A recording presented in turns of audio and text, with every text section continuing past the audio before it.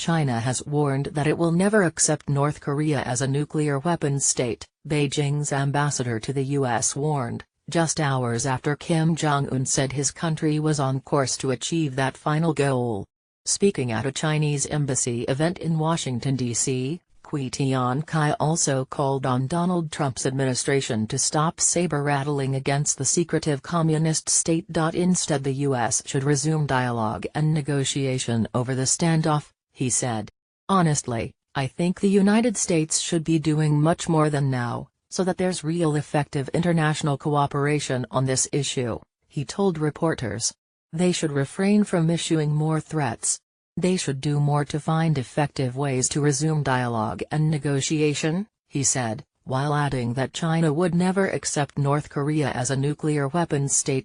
His comments came within days of North Korea firing another ballistic missile over Japan that landed in the Pacific Ocean. It came despite threats by U.S. President Donald Trump that the communist state would feel the fire and fury of his armed forces unless it halted its nuclear weapons program. Pyongyang shrugged off the rhetoric and launched another deadly Song 12 in its goal to become a nuclear power and reach an equilibrium of military force with the U.S. Mr. Trump described the move as an act of utter contempt for its neighbors and the entire world and warned any U.S. response would be effective and overwhelming.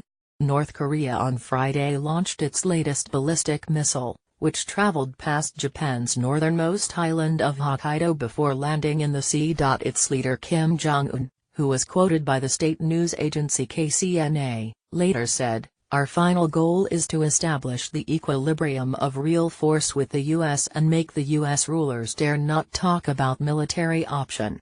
In response, President Trump warned that American military options were robust should they be required to respond to threats from Pyongyang. Speaking at Joint Base Andrews, the Air Force installation outside Washington, Mr. Trump said, "America and our allies will never be intimidated. We will defend our people, our nations, and our civilization, from all who dare to threaten our way of life. This includes the regime of North Korea, which has once again shown its utter contempt for its neighbors, and the entire world community."